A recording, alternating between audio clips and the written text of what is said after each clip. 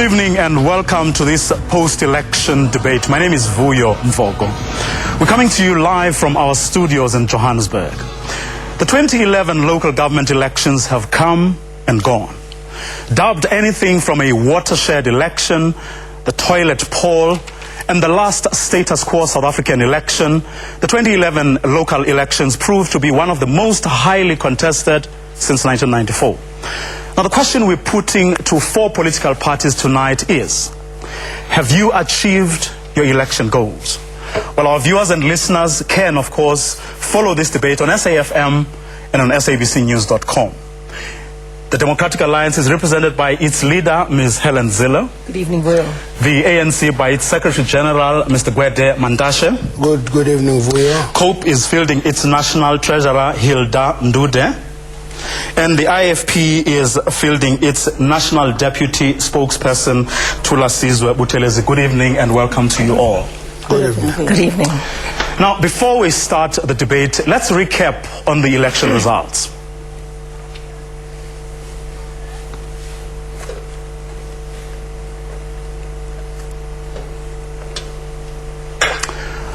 Well, what does this mean for the future? Has the 2014 campaign started already?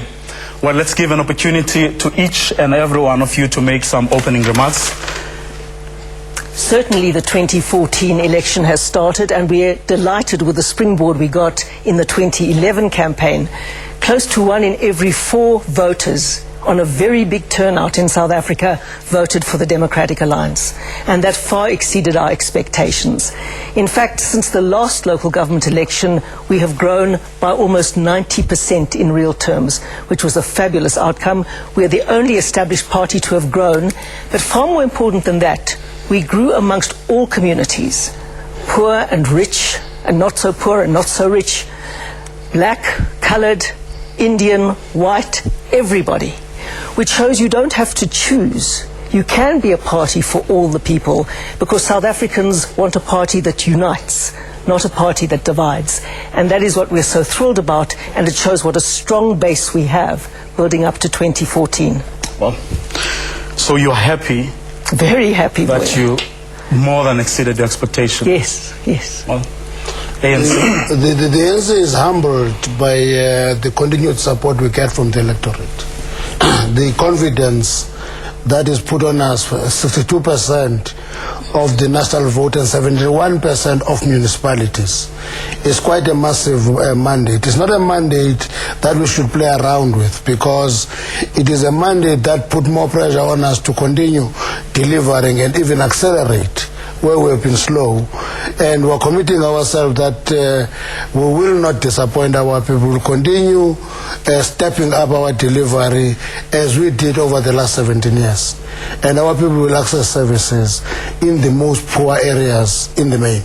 You are more than happy with the outcome? We're quite happy, because the intention of the ANC, because we're swimming against a block of people who always predicted a decline of the ANC, almost can't wait for the demise of the ANC. They even said we'll get 52% of the votes, we have 62. So what more do we expect? We're quite happy. Thank you very much. The Congress of the People?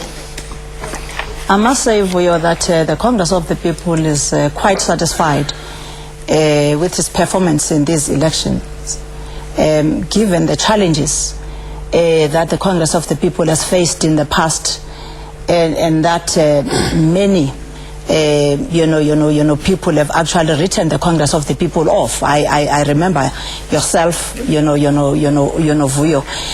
in your comments on a Thursday evening, with some of the political analysts actually saying that you yourselves are actually surprised by what the Congress of the People has achieved. And I think really for us this is going to be a launching pad preparing for 2014. I must say that we have really done exceptionally well, and I think we really need to pat ourselves at the back.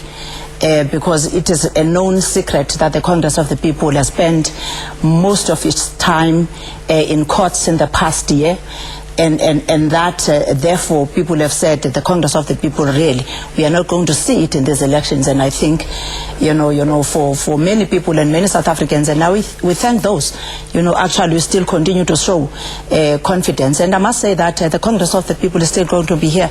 And, and as I've said 2 weeks ago, that we are going to surprise many. That's exactly what we have done, that we have surprised many. And I think come 2014, we are going to do the same. Thank you very much. The IFP? Well, Vuyo, this has been a very challenging election for us, simply because while others were beginning their campaign, we were seized with stabilizing the party against the antics of a breakaway group. As the results reflect, what happened is that because of that breakaway grouping, the IFP vote was split, and that allowed an opportunity for the ANC to come in many of our areas. But we emerged from this election being the third largest party in South Africa, with an overwhelming mandate, particularly from the poorest of the poor in South Africa and in KwaZulu-Natal, to continue to accelerate service delivery. We have emerged with 5 municipal councils, and 18 municipalities municipalities are in the balance. And in the days going forward, we will see how best we as the IFP continue to represent the interests of those who have voted for us. But surely going forward towards 2014, this has been a solid base for us. We are now through the West, and we will continue to build upon the status of being the third largest party to ensure and increase our support among all South Africans. Mr. Buthelezi, thank you very much. Well, let's recap. Let's look at those numbers to see what is making these leaders here very happy with the outcome. Well, the ANC has got 62%. The DA got 23.9% of the vote. The IFP 3.6%. And the NFP 2.4%. COPE got 2.1%, and the IDP got 1.1%. Now, let's go back to the Democratic. Let's start with the Democratic Alliance. You've spoken about what you did, what you achieved, and how you exceeded by far the expectations that you had. What did you not do? What did you not do well enough? I've thought very hard about that question because we like to think of ourselves as a learning organization, Vuyo, and we learn from our mistakes every time. And of course we make mistakes, we're human. We've run the best campaign that we've ever run before. I'm really sorry about Nelson Mandela Metro. The ANC came down at least 16 percentage points and we went up at least 16 percentage points. So we took a lot of votes off the ANC. And had COPE stabilized earlier, we could have taken Nelson Mandela metropolitan area in a coalition, and that would have been a huge step in the right direction for South Africa. The ANC just scraped home, which puts us in a very strong position between now and the next election, but that was my one great regret about this election. But our voters came out and our campaign there was brilliant. We went up 16 percentage points and took huge numbers of votes off the ANC. Well, we'll interrogate that. ANC, what did you fall short anywhere? We fell short in a number of areas. We wanted Midval. We didn't get it. Not because there is anything special about Midval, because it is a symbol of an island controlled by the DA in Gauteng, which is controlled by us. Again, we fell short of improving our performance in Cape Town. We just inched up from the 2009 performance. The point I want to clarify is that every time people want to make the point, statistics, you can manipulate them. You will talk about 2006 and ignore the fact that actually anything in Nelson Mandela will come from the votes that were taken away from us between 2006 and 2009. We dropped below 50% in 2009. That is why the opposition thought that they would grab Nelson Mandela away from us. The fact that we've inched up above 50 to 51% is actually an achievement, in the sense that it begins that we're beetling on the solid. So we're also not happy that in Cape Town we didn't perform as good as we wanted to. Thank you very much. We'll interrogate those statements further. Cope, where do you believe you fell short? You know, Vuyo, I must say that the Congress of the People, there are a number of areas that we fell short. First and foremost, the 25th of March, that was the deadline for submission of the list of the candidates. That's the day that actually Cope was in court. We're in High Court that day.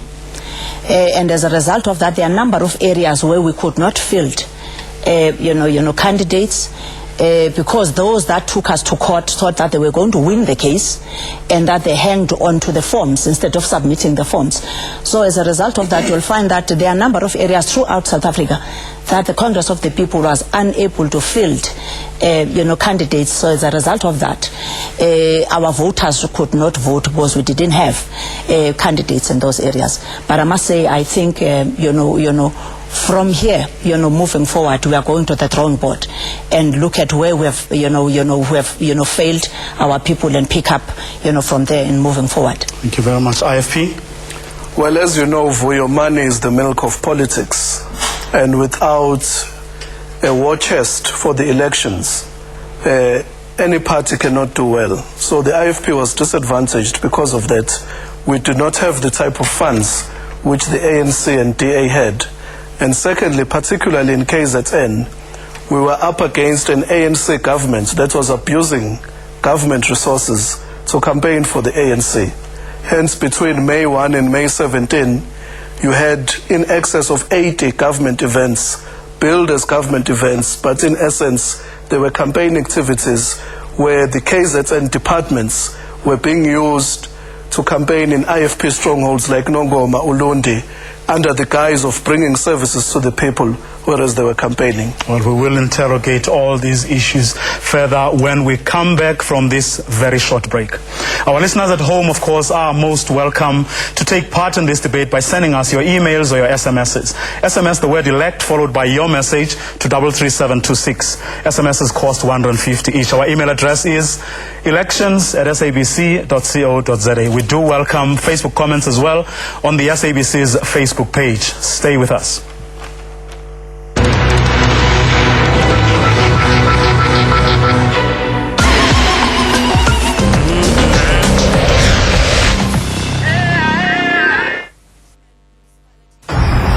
All units, we have a 211 in progress on East 58th Street.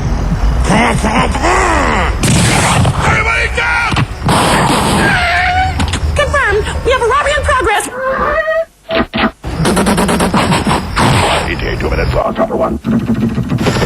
Go, man, go! Let out have it. Let's go. Oh, yes.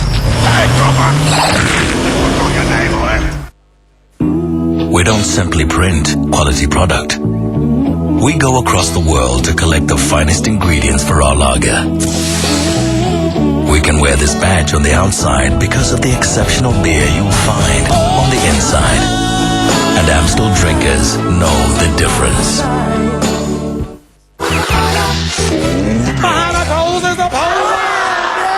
Empty zone, 100% Bahana calls and SMSs are here for live throughs, Bob. Talk more, my baby's a pickable. Little Santa. Join MTN Zone and talk more with the MTN S308 for only 69 Rand. Or get a Nokia 1616 for just 139. Zia on MTN Pay As You Go when you join MTN Zone for up to 100% discounts on calls and SMSs. Available at selected retail stores. That's more Ayobo for you.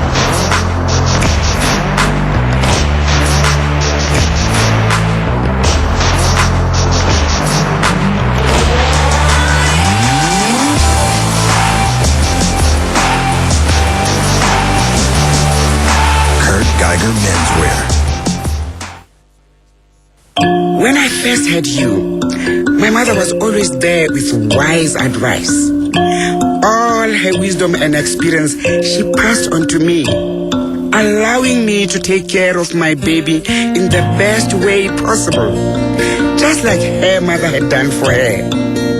And now, I'm passing that wisdom on to you. 4 generations of mothers have trusted Johnson's baby, and moms always know best.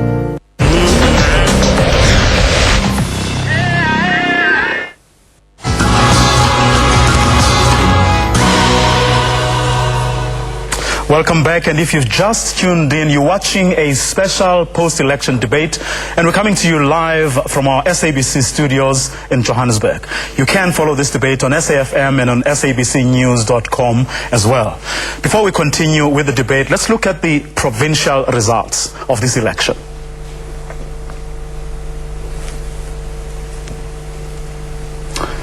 Well, those are the same. The DA went up by 24%. The ANC lost by 16%, came down by 16%.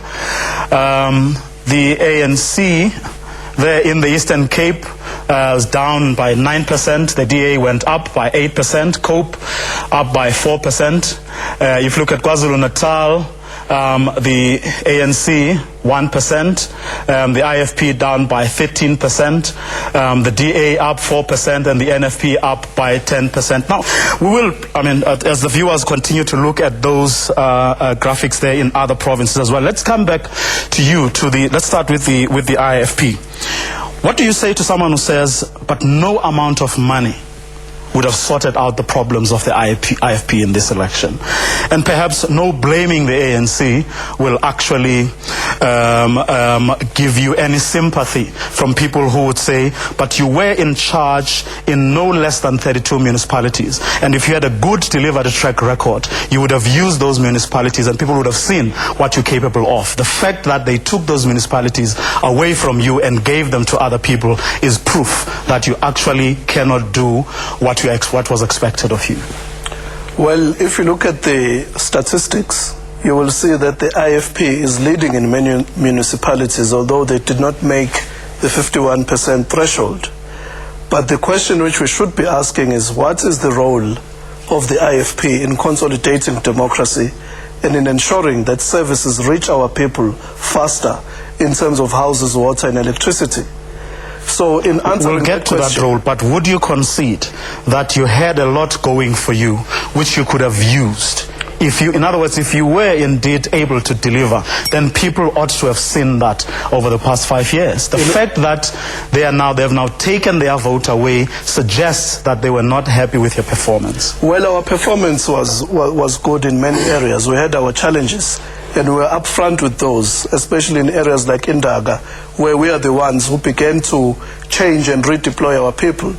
But the mere fact that the majority and the larger part of our energy was consumed towards stabilizing the party necessarily meant that the energy we would have used to campaign and to explain our track record, that time we did not have. And as a result, the split of the IFP vote. The results also reflect that 50% of KZN did not vote for the ANC. So really it is a fallacy to say, as we've said there, that the ANC is on the increase. As we've said, there are 18 municipalities where there's no outright winner. And what we need to do is to ensure that we form partnerships at a local government level, which will ensure that people are not compromised and their services are not compromised. Congress of the People, would you, for example, for argument's sake, go into any coalition with the IFP? The Congress of the People will be looking at the issues of coalition on principle basis, in terms of what each party stands for and what is relevant for the Congress of the People in that particular locality, and therefore we'll look at all those pros and cons before we can choose who we'll go into partnership with. But I mean, you highlighted in the challenges you said your party faced, the fact that you couldn't register candidates on time, and because of the internal problems that you're having, the court cases and so on. But To someone who says, but those were consequences of a foundation that was not there. In other words, you are reaping what you sown. That perhaps right at the beginning, the things we saw in the run-up to the election were things that were actually inbuilt. In other words, these are problems you had right from the onset, but perhaps refused to tackle at the beginning. And therefore, you cannot turn around and blame those problems. I wouldn't agree with that one, Vuyo, at all. The problems that the Congress of the People that have faced with has to do with the issues of maladministration.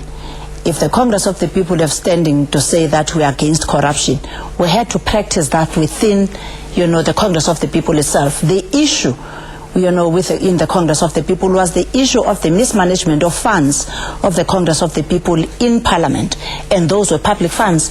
That's where it started.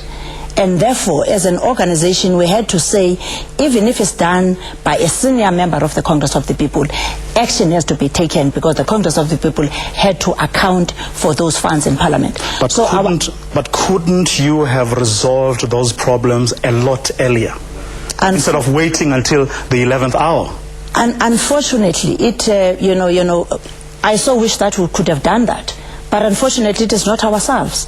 You continue having people who continue, each time you win a case, people build another case. That has been the case that has been happening here. We have won number of cases, and you have people, after you win that case, they build another one, and they take you to court. It's time consuming. It also take, resources away from from you. As much as people can say, that, but it's a different matter to see something when you're at a distance there and point fingers to say, if it was me, I could have done, like this. But when you're actually now involved, to do it yourself, is a different ball game. ANC, one of the criticisms when people look at the outcome of this election is that you have actually set back the non-racialism project, in that you've been unable to penetrate white and predominantly Indian areas. What do you say? The reality of the matter is that historically the ANC had a big base in colored communities, in Indian communities, not so much in white communities. We've been growing in our white support systematically. Between 2004 and 2009, we grew from 3 to 6%. We're still doing analysis of the actual support we got from white electorate between 2009 and 2011. With the colored and Indian communities, there's been a systematic decline. And what we are going to do, we've admitted that publicly, because we think that if the non-racial project is set back in the ANC, it will disappear, because what the party that stands for non-racialism in South Africa were upfront for building a united, democratic, non-racial, non-sexist, and prosperous South Africa. And that is not in theory, it is in practice. And therefore, the reason that we are concerned is that if it suffers a blow, it fails with the ANC, it will take too long. I know that the DA has been harping on this point in time. What they don't tell us is that they will taste it when they build a non-racial party.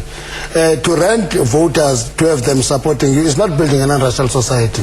When the core membership of the DA remain white and conservative, and those blacks will never be in that membership, because they will be kept away from making decisions in terms of leadership and policies of the DA. Once they begin to break that, they will see that the conservative white males will actually run out of the DA, because they are now in the comfort zone. It is not about who vote you, rent a blue t-shirt, you can do anywhere. That is not non-racialism. Non-racialism is in the policies of the party, is in actual building, structures, leadership, policies, influence. When you have they don't have a conference, they have a federal council. You must see those black faces there, because if they go there in numbers, they will change the policy direction and leadership of the DA. And that is when the DA will actually appreciate what building a non-racial society is. But would the ANC accept that you didn't do enough to actually strive towards that ideal? No, the reality of the matter, we spend hours and hours. Especially in Cape Town. We spend hours and hours, spend resources in the Western Cape. You must remember that our decline is not now. It was between 2006 and 2009. And after 2009 and now, we've inched up a little bit and established ourselves in a number of municipalities, particularly rural municipalities. Our support base has increased there very little if you compare the input. The output is little compared to that. But we're investing time there, and we're going to continue investing time there. The Democratic Alliance, I know you keep on saying you've taken votes from the ANC, but an analysis for those who have analyzed the numbers actually suggest that you've actually taken your vote from parties like the Freedom Front Plus, the ACDP, and so on. That's not true at all. Do you think that you've done well in terms of attracting the black vote? Absolutely. Our black vote increased fivefold in this election, and now 20% of our voters in the Democratic Alliance are black South Africans. And Mr. Gwedi Mantashe would do well not to insult them and not to patronize them, because they knew shaking his head. They knew exactly what they were doing, and their vote wasn't bought for a T-shirt. They chose us. You see, the ANC has They said the other day it was for a loaf of bread. The ANC, who said? 20% of our, well, the ANC says all kinds of things, because you see, the ANC has abandoned the non-racial project because they ran a most racist campaign. They lost the debate on service delivery hands down, and so they had only the race card to play.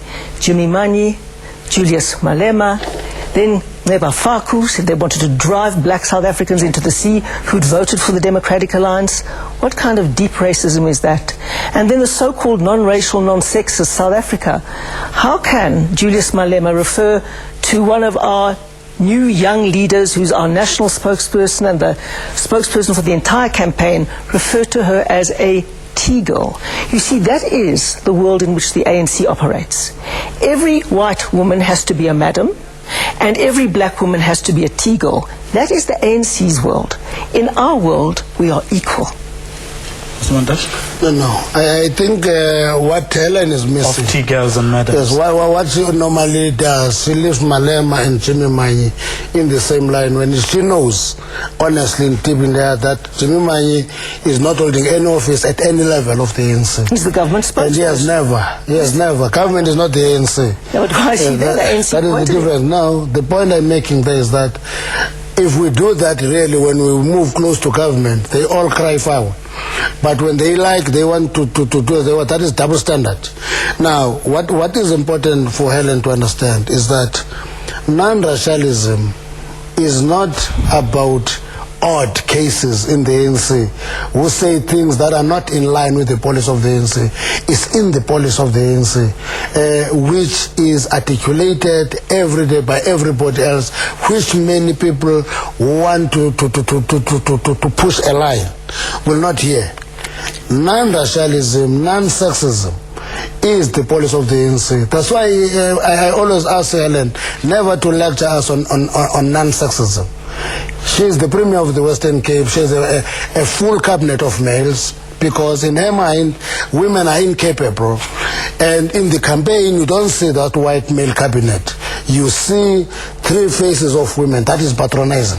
Oh, the two of you... Excuse me, can I just ask a question, please? Very quickly. When are Jimmy Manyi and Julius Malema going to be repudiated in clear terms by the President of the ANC? No, Julius has been repudiated 10 times by the ANC, and even dragged into a disciplinary hearing.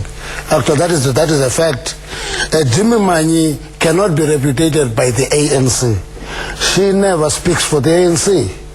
And Helen Zille must accept that Jimmy doesn't speak for the African National Congress. He speaks for the government, and he insulted every Then the government must deal with that. In a lot of likely scenarios going forward, your parties will be talking to these two parties about possible coalitions.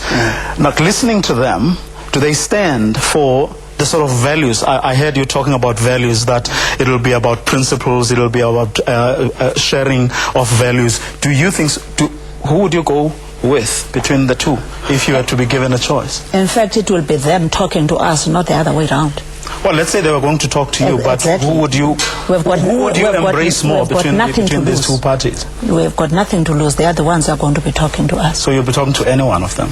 Well, that's interesting because COPE, I asked the president of COPE about a week ago, and he said, never, not with, you won't talk to the ANC, but certainly to the Democratic Alliance. Is that your official position? Let me say to that, tomorrow the CWC is meeting.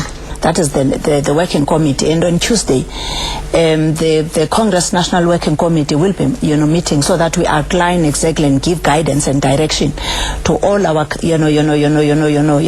candidates in the different provinces in terms of who should they talk to and the terms of that talking. Okay. Yeah, sorry, if I can answer that question. Well, let's answer that. I'll allow you to answer that question when we come back from our quick commercial break. Well, to our viewers and listeners at home, thank you for your emails and SMSs. We'll be reading some of them.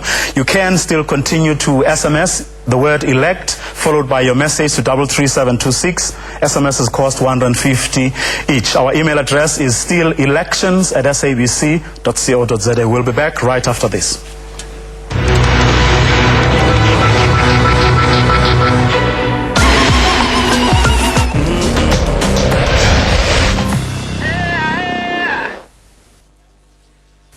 My mother gave me the best advice on how to take care of my baby.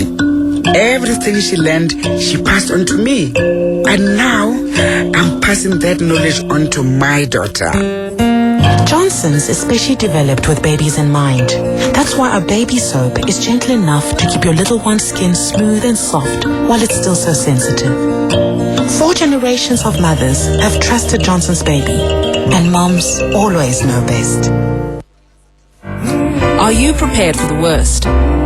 If you or a family member were to pass away right now, is there enough money for the funeral? At Hollard, we get you and cover you and your partner for up to 50,000 Rand for burial expenses. And to make arranging the funeral easier, we now offer you access to a car. You also have the option of your family receiving up to 1,200 Rand a month for a year after the funeral. Lastly, we offer you up to 10,000 Rand to erect a tombstone as a remembrance. SMS your name or send a please call me to 082-936-7777. That's 082-936-7777.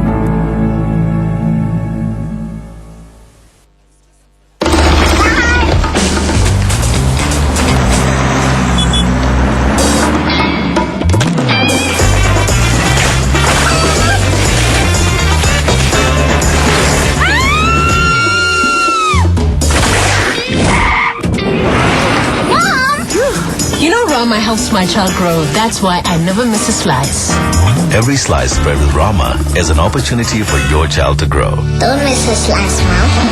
I won't. My mom has just won a slice of 1 million Rand. Wow. Yeah. All you have to do is buy 2 500-gram Rama bricks. SMS the codes to 32310 to win your slice of 1 million Rands worth of prizes from Rama.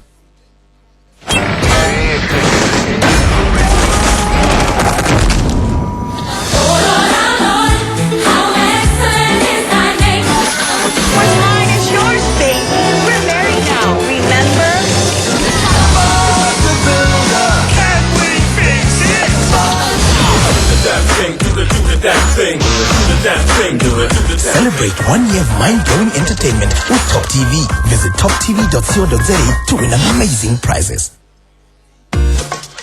I keep my skin smoother for longer with Nivea Rich Nourishing Body Moisturizer. Its unique new formula contains Hydra IQ, which gives me more than 24 hours of non-stop moisture. Now I know my skin stays moisturized all day and longer, only with Nivea. Discover Nivea's range of body lotions, now enriched with Hydra IQ.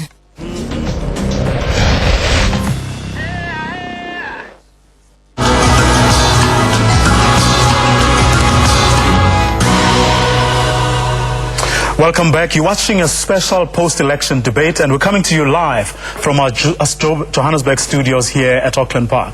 You can follow this debate on SAFM and on sabcnews.com. IFP, you wanted to make a point. I wanted to say, Vuyo, the ANC constituency is the very same as the IFP constituency. It is largely disenfranchised, unemployed African poor people. So whether ANC is in Ngwavuma or IFP in Ngwavuma, the problems remain the same. In the same token, IFP has a responsibility to consolidate our democracy so that ANC does not become a hegemon and becomes drunk in power. So we are saying that on a case-by-case basis, we will ensure that our approach to coalition politics is an approach that puts the people first, and an approach that at all times ensures that those who are disenfranchised, those who are unemployed, come to the front of the queue. So it is not a blanket approach to power sharing, but it's based on a merit and on a case-by-case basis. But do you have any preference between the two organization parties? Well, as I'm saying, it depends on the circumstances. Our roots as the IFP, as you all know, is as propounded by the founding fathers of the ANC in 1912. And our constituency is the same constituency as the ANC, but our democratic duty as a political party in this epoch in South Africa is to ensure that we don't drive South Africa to a one-party state. Therefore, where opposition can collaborate and work together, that is admirable. And where the circumstances call that we work with the ANC, we will do so. So if I may decode what you are saying in one word, it will be the ANC. No, I thought he was saying it will be the opposition. He was saying quite the opposite of that. Really? Yes, as I'm saying, it's on a case-by-case basis. So it will be the DA? On a case-by-case basis. Let me tell you, the material conditions in the case of the AFP imposes the reality that they must talk to the ANC. In other words, if they do an exercise of opposition, they can do that, but it will not result in them running the municipality they want to run. Oh, so the material conditions in KZN imposes the reality that they talk to us and we talk to them. Certainly not all of them. There are a number of municipalities in KwaZulu-Natal where the IFP, the NFP and the DA could form a governing coalition, absolutely. Then you will mediate between the AFP and the NFP. Let's talk about moving forward. You've all said you are more than happy with the achievements that you've made, with the support that you've been given, with your performance in these elections. But there's something that's going to be a factor in these elections, especially going to like 2014. And that's going to be competition. It's going to be a lot of accusations and counter-accusations of sabotage. Moving forward, how are you going to ensure that voters come first, that South Africa comes first? And there are times when you will have to forget about competition and actually do what is necessary to advance the interests of the communities that you will be serving. Let me start there. The reality of the matter, Vuyo, is that South Africans are very much conscious. They are not voting by the heart. They want service delivered to them. That's why in the majority of cases they express their views in protest marches, they talk, they are very vocal. And the difference that we make as the ANC to them is that when there are problems, we go to them. When they're angry in Zanspruit, the ANC goes there and address and talk to them, listen to them, and commit itself to address their problems. That is what is going to make the difference in 2014. You can go anywhere. We go there, you go to Sesotho, where everybody thought that people would be angry. Every leader of the ANC goes there physically, talk to them, listen to the angry, and decode the anger into a communicable message. And that makes the ANC different to all the parties, in that when there are problems, when there's a toilet saga, the difference between us and the DA is that they will go to court. We will admit. You took us to court. They will go to court. You took us to court. We will own up and say, we apologize, it is indecent, whether it is DA or ANC, we are owning up, we'll deal with it, we'll address it. So there'll be no sabotage? There will be no sabotage. But healthy competition. You can't sabotage deliver to the people, because service delivery is not about parties, it's about citizens. Democratic Alliance? Well, in our constitution, we are enjoined to practice cooperative governance. And we have a DA-run province in the Western Cape and obviously an ANC-run national government. And the cooperative governance has worked very well indeed in most cases. The only time the cooperative governance did not work was when Ibrahim Rasool was the Premier of the Western Cape and the DA took the city off the ANC. Then they did everything they possibly could to sabotage us. But the signs are good that our democracy is maturing enough that in fact all spheres of government, whatever hands they're in, trying to put the voters first. In the DA's case, we're going to make all our mayors sign performance contracts that we will enforce. Every single councillor will have a performance evaluation system which will be measured regularly. And we will continue eradicating corruption, spending all our budgets on issues related to service delivery. As far as the toilets are concerned, let me just say this. Gwedi knows that at the very first opportunity in March last year, I apologized publicly in Parliament. The ANC first read about their open toilets after 15 years in July last year, and then Gwedi claimed this February or this March that he'd never heard about them. Quite frankly, if you compare the two sagas, we handled it much, much better. We didn't go to court. The ANC took us to court to make the biggest meal they could out of this whole saga. So, Gwedi, let's just put these toilets behind us. It was a mistake on both our parts. We will never go again. Let's shut the toilet, flush the chain, and move on. Okay. No, but if I heard you correctly, you're saying, except for when Ibrahim Rasool was the Premier, you've actually worked well with the ANC national government. Yes, I am saying that.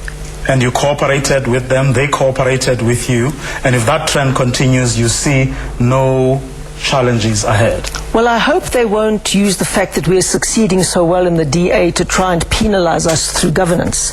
But that would be unconstitutional, and we'll be watching out very closely for that. Look, there are frustrations that we have. It's very, very difficult to get telephone calls returned from the national government, correspondence answered. We're often invited to things 2 or 3 days before the events. Those sorts of things are really frustrating. But in general, the President's Coordinating Council works well, the Extended Cabinet works well, the Lekgotlas work well, and I can get on the phone and speak to everybody from the President to a Cabinet Minister at short notice, and 9 times out of 10, I would say we put delivery first. That's good to know. Our experience in the Western Cape, when we're controlling only 4 municipalities and many other coalitions, is different. The DA did everything to sabotage ANC Control Council. One time they dissolved the overback, and they were told by court to reinstate that council. They appealed the case. They lost the appeal. That is the difficult relationship we had when you are under in the Western Cape. And they have accused Bito of corruption over and over when it had a clean audit for 3 running years. And it was run by the ANC. So the point I'm making is that that cooperative government is very nice when it is national government and the Western Cape. But it is a different story when it is the Western Cape and an ANC-controlled municipality. Gwedi knows that we were much tougher on the DA municipalities. Other parties also need to be given a chance here. Can I start from where Mr. Mandasha started? Boasting to say they are the only party that goes, to the people. I'm not boasting. I think they are doing that because they know that they are the ruling party. I'm not boasting. They are the party that is governing, and those service delivery protests are actually, directed at his party that is actually governing. So they had to go and make sure that they are putting off the fires. So it's not to say that other parties are actually not doing that. But remember that other parties are opposition. They are not, ruling parties. So the onus is with them because they are the ruling party.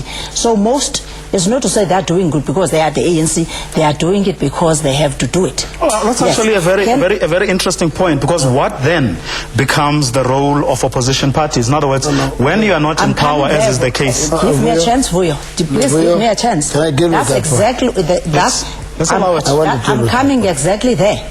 The role of the opposition, the ANC, since the formation of the Congress of the People, has actually pulled up their socks because they've been taking voters and people of South Africa too much for granted.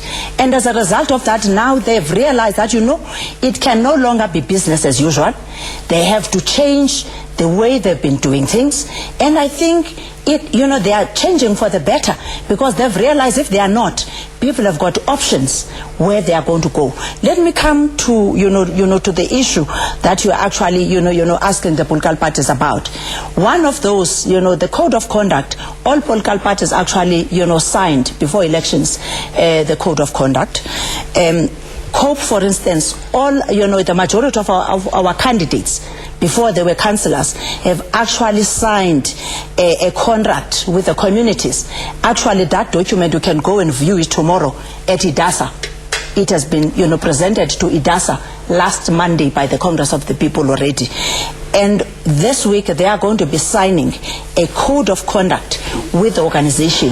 That is why I'm saying that we are meeting on Tuesday, and that over the weekend we are going to be having a workshop, because we are actually going to be subjecting our public representatives in terms of their own behaviors and conduct as a Congress of the People. One of the things that they have signed, one of the clauses actually that they've signed in the contract with the people, is the one that says if they've been found corrupt or lazy, not working and delivering, the people have got a right to remove them, and the Congress of the People will fire them, and we put other people there.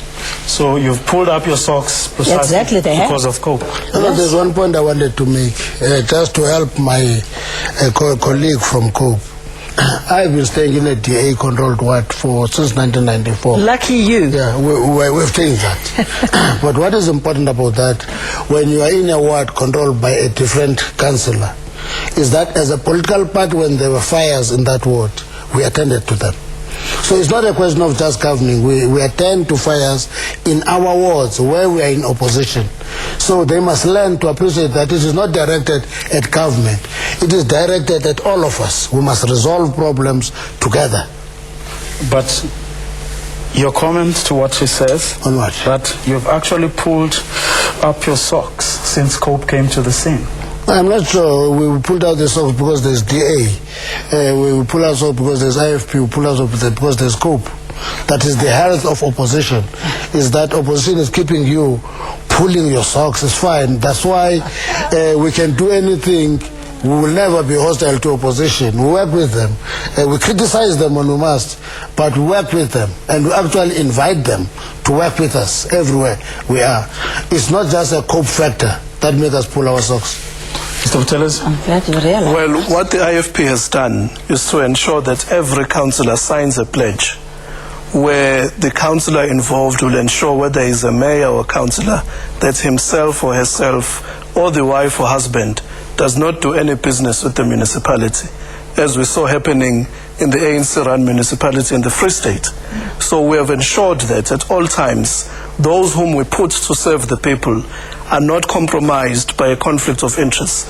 They've signed that pledge of putting the people first, and they've signed a pledge of minimum quarterly report backs to the wider community, whether or not they were not voted for by the DA or the ANC in that community. They have a duty as the elected councillor to report back to everyone and to take up the concerns of everyone, irrespective of party political affiliation. Well, if I'm listening to both parties correctly, that is positive, because our experience in KZN is that the AFP is capable of jumping houses that are not their members. So I think if that is a development, we welcome it. Well, I mean, if I listen to what both parties are saying, there's issues of public accountability, yes, public participation, conflicts of interest, which were issues as we were in the run-up to the election as well. Is the ANC going to take any extraordinary measures to actually deal with these problems now that the talk is over? I mean, elections are over. The ANC will do that. It always does that. Let me give you an example. In the selection of our own candidates, we took them to the communities, not because it was a nice to have, because it was part of educating them that they are accountable to this community. Whoever becomes a councillor is accountable to this community. And we said to this community, this councillor, your responsibility doesn't end with the election. You will have to take responsibility of pushing this councillor, force this councillor to report back after every full council meeting, because he's a council of the ward. And we said, every ANC councillor after the election, once elected, ceases to be an ANC councillor. He or she becomes a public representative. Therefore, that public in that community must take responsibility of that council, irrespective of party political affiliation. Thank you very much, Wes. This special post-election debate continues right after this.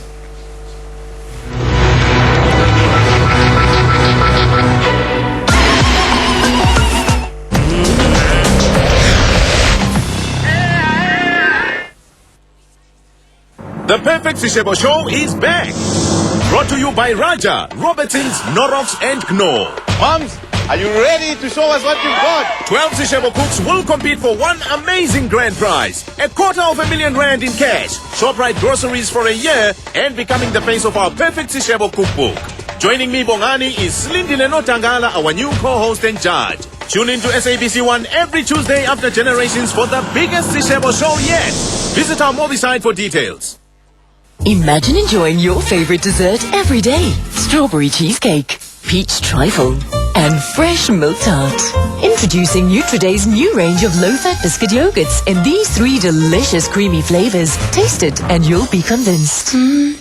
Also available in berry tart, lemon meringue, and apple crumble.